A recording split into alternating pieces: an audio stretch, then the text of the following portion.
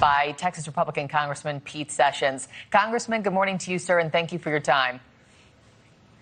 Good morning, Markey. So first off, my condolences on the loss of your longtime colleague, Senator Lindsey Graham. Thoughts from you this morning, and were you surprised that Governor McMaster tapped his sister to finish his term in Washington? The interest is that Lindsey is missed. Last night on the floor, the South Carolina delegation honored Lindsey. We stood in reverence and remembrance and in awe of not just the things that he accomplished, but the way he did that, Markey.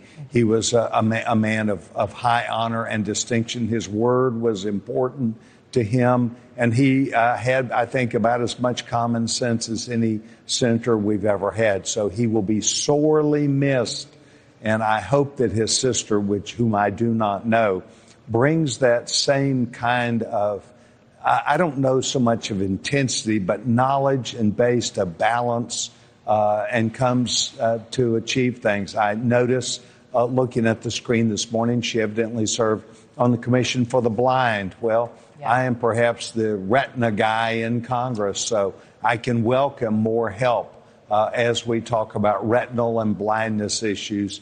I think she's going to be a good addition. I think that anytime you select a senator, it's a careful, thoughtful process. Then you got to find out whether are they willing to run again, and secondly, are they going to serve the people the way you want and turn out. So I think it's going to be very interesting. And as I was just talking to the guest before, my good friend Chris, these Senate seats don't come up very often. She'll also become the first woman to ever represent South Carolina. She's the mother of two, no political experience so far. How do you expect her to be, her style, similar or different from her brother?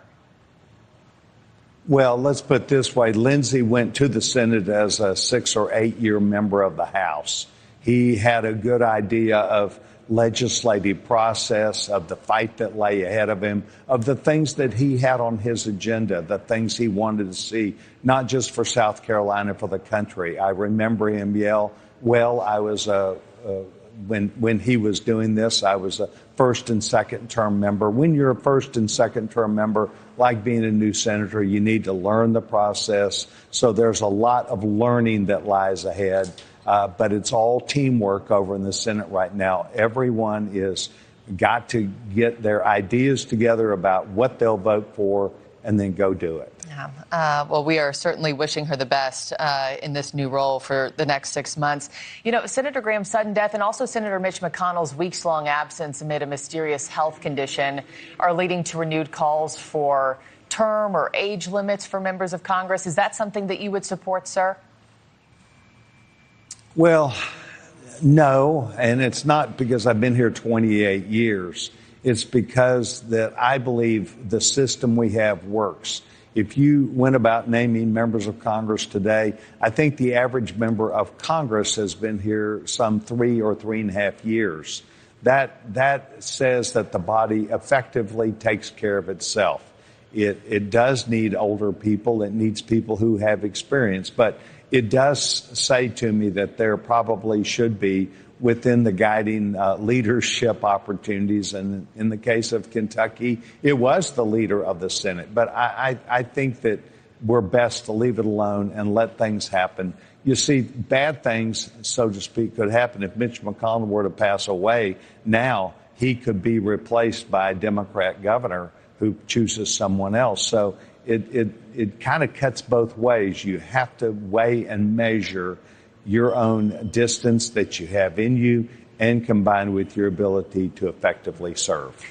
Congressman, while I still have you, I'd be remiss, of course, not to ask about war. Congress was just notified yesterday that the war with Iran has restarted again. Attacks are continuing for the third night in a row. And at 4 o'clock Eastern later this afternoon, CENTCOM's naval blockade resumes. So now that 60-day clock restarts. Would you like to see Congress have a more active role in deciding what happens here and what comes next?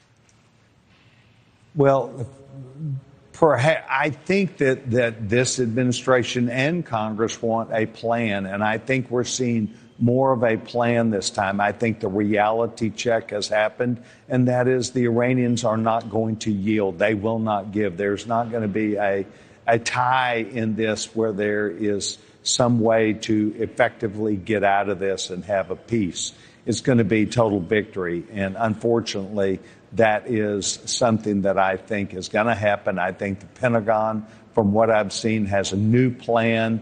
They're better able to effectively control at least the Strait of Hormuz, and that is the war right now. The war is not who's in charge. The war is who's going to stop international world commerce and stop it dead in its tracks. And we will not allow that. I'm very proud of the president, and it has been a long time coming. And I think the president has been very careful not to treat necessarily Tehran like it's Gaza. But I think that is going to start. You're going to see buildings tumble. You're going to see pressure being put on the regime. And then, of course, different things happen. So I know he said yesterday that he thinks the mix of the blockade this afternoon and continued strikes will do the trick. And we know that he's addressing the nation on Thursday evening. We'll see what that message sounds like. Congressman Pete Sessions, thank you for your time, sir. I know you've got a full plate, so appreciate you giving us a few minutes. Mark, thank you.